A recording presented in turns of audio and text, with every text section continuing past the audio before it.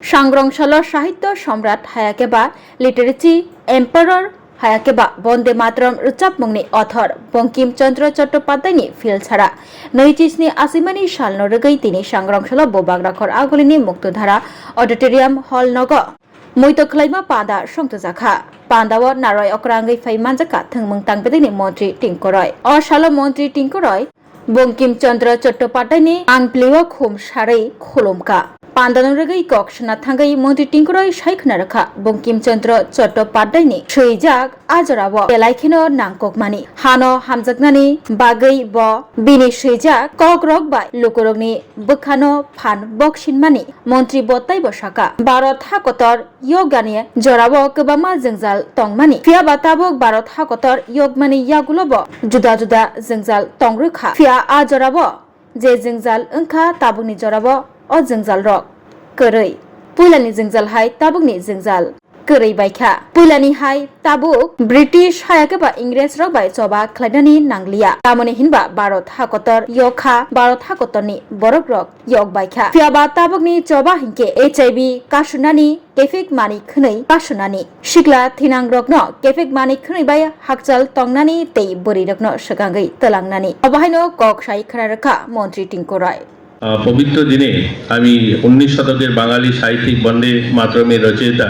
बंकिमचंद्र चट्टोपाध्याय जन्मजयंती सश्रद्ध प्रणाम जानिए खूब संक्षेपे एक दुटा कथा बोलेई शेष करब कारण एखाने जारा साहित्यिकरा रयेछेन तारा विस्तृतभावे सुंदरभावे विस्तारितभावे ओनारा बोलेछेन किन्तु आमी जोदि बोली आमार भावनाटा ठीक एकटु विपरीत आमी सब समय जेखानेई जाई आमी बर्तमान समयटाके खूब भालोभावे देखार एबं बोझार चेष्टा करी बंकिमचंद्र जखन लिखेছেন যখন তিনি এই দেশপ্রেমের কথা বলেছেন বা দেশবাসীকে উদ্বুদ্ধ করেছেন ওনারই বন্দে মাতরম সঙ্গীত বা আমাদের এতগুলো সাহিত্যিক তিনি যেগুলো আমাদের দিয়েছেন এগুলোর প্রত্যেকটা তখনকার সময়ের প্রাসঙ্গিক ছিল তখনকার সময় আমাদের প্রয়োজন ছিল আজকে যদি ধরুন বঙ্কিমচন্দ্র জীবিত থাকতেন অর্থাৎ এই সময় যদি থাকতেন তাহলে তিনি কি বলতেন ওনার কি ভাবনা থাকতো আজকে আমাদের এগুলো ভাবতে হবে অর্থাৎ আমরা যদি ভাবি যে রবীন্দ্রনাথ ঠাকুরের জয়ন্তী পালন করব এবং প্রতি বছর বিবেকানন্দের জয়ন্তী পালন করব আর আমরা আদর্শবান চরিত্রবান যুব সমাজ নির্মাণ হবে একদিন সেই অনুষ্ঠান করে সেটা সম্ভব নয় কাজী নজরুলের লেখা একদিন আমরা কবিতা পাঠ করব বিদ্রোহী কবি পাঠ করব আর আমরা গোটা দেশ থেকে এই যে আজকের যে সমস্যা সব বন্ধ হয়ে যাবে থেমে যাবে এরকম নয় আমরা দেখি আমাদের গোটা দেশের যে বর্তমান সময় আমাদের নারী শক্তির কথা আবারও ফোন বলেছে এখানে যে তখনকার সময় যেভাবে নারীদেরকে তিনি জাগ্রত করেছেন নারীদের স্বাধীনতার কথা বলেছেন নারীদের ক্ষমতায়নের কথা বলেছেন আজকের দিনে আমরা যদি দেখি আমাদের এই ছোট্ট রাজ্যে যেখানে 4000-এরও বেশি জনপ্রতিনিধি মহিলা রয়েছেন আজকে যে ভারতের রাষ্ট্রপতি মহিলা যে দেশকে শাসন করছেন একজন মহিলা রাষ্ট্রপতি যে দেশের অর্থমন্ত্রী একজন মহিলা যে দেশের বিদেশ মন্ত্রী ছিলেন একজন মহিলা যে দেশের বিদেশের পাকিস্তানের সঙ্গে যে লড়াইটা হয়েছে বর্তমান সময় আপনারা দেখেছেন যে আর নেতৃত্ব দিচ্ছে দুজন মহিলা আজকে আমরা কারগিলের যুদ্ধ যখন হয়েছিল সেই কারগিলের যুদ্ধে যে সমস্ত সেনা নিহত বা আহত হয়ে পাকিস্তানের মাটিতে পড়েছিল তাদেরকে উঠিয়ে আনার জন্য যে কাজটা করেছিল সে ছিল মহিলা সৈনিক তো এই ধরনের মহিলা নেতৃত্ব আজ গোটা দেশে তৈরি হয়েছে আজ যদি আমরা ভাবি তখনকার সময়ের যে ভাবনা তখনকার সময় যে নারী চেতনার কথা বলা হয়েছে 19 শতকের সময়ে যে নারী চেতনার কথা বলে আজকে কি সেটা দরকার আছে আজকে কিন্তু সেটার খুব একটা দরকার নেই আজকে দরকার কোনটা আজকে দরকার যেটা আমাদের দেশ এগোচ্ছে রাজ্য এগোচ্ছে প্রত্যেকটা পরিবারে ছেলেমেয়েরা শিক্ষিত হচ্ছে কিন্তু আমাদের যে সমস্ত তখনকার যে সমস্যা যেগুলো ছিল সেই সমস্যার নাম বদলেছে তখনকার আমরা পরাধীন ছিলাম তখন আমাদের ব্রিটিশরা আমাদেরকে শাসন করছিল আমরা বিভিন্নভাবে আমরা নির্যাতিত ছিলাম তার জন্য আমাদের আন্দোলনমুখী আমাদের স্বাধীনতার জন্য লড়াই করতে হয়েছে আমাদের বাঁচার জন্য খাওয়ার জন্য পড়ার জন্য শিক্ষার জন্য আমাদের আন্দোলন করতে হয়েছে কিন্তু আজকে তো সেটা নেই আজকে তো সেই ভোগমারি আছে কি আমাদের রাজ্যে কেউ অনাহারে অর্ধাহারে কারো মৃত্যু হচ্ছে না কিন্তু আমাদের এখানে যদি দেখি আমাদের কয়েকদিন আগে আজ থেকে সপ্তাহখানেক আগে আমাদের বিধানসভাতে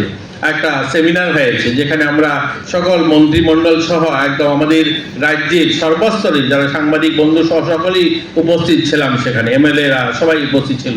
এবং মাননীয় মুখ্যমন্ত্রী উপস্থিত ছিলেন সেখানে আমরা এইচআইভি নিয়ে আলোচনা করছি সেখানে সেখানে একটা ভয়ানক স্থিতিতে আমাদের রাজ্য এসে দাঁড়িয়েছে। আমরা একসময় উত্তর পূর্বাঞ্চলের মধ্যে মণিপুরকে বলতাম যে সেখানে এইচআইভির সংখ্যা বেশি, কিন্তু আমরা দেখছি আমাদের রাজ্য ছেলে মেয়েদের মধ্যে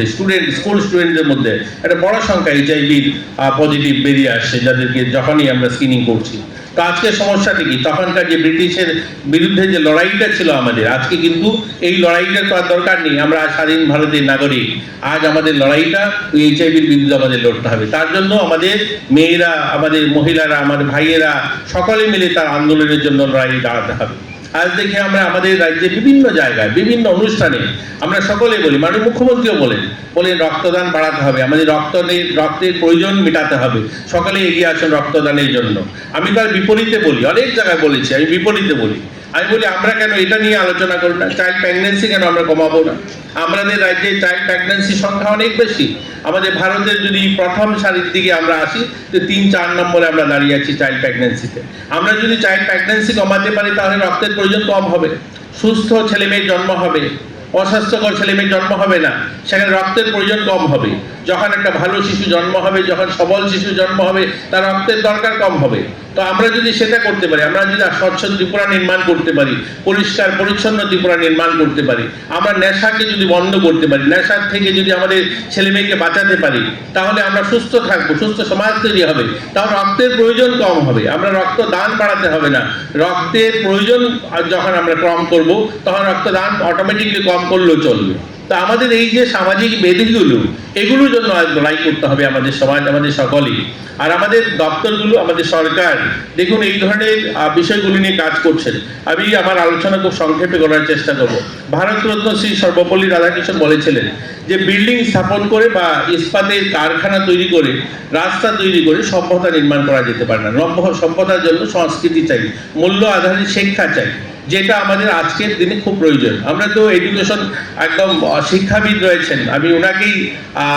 সামনে রেখেই বলছি, আজকের শিক্ষা আমাদেরকে জীবনে প্রতিষ্ঠিত হওয়ার জন্য, অর্থাৎ আমরা চাকরির উপযোগী হওয়ার জন্য আমাদের শিক্ষা ব্যবস্থাটা বেশি জোর দিচ্ছে। তার জন্য কি হচ্ছে, তার জন্য আজ বৃদ্ধাশ্রমের সংখ্যা বাড়ছে। আজ আমরা স্বামী বিবেকানন্দ জয়ন্তীতে ধুমধাম করে বড় ফটো তৈরি করে সবাই শ্রদ্ধাঞ্জলি জানাই, কিন্তু স্বামীজি বলেছেন জীবের প্রেম করে যেইজন সেইজন সে বিজয়ী।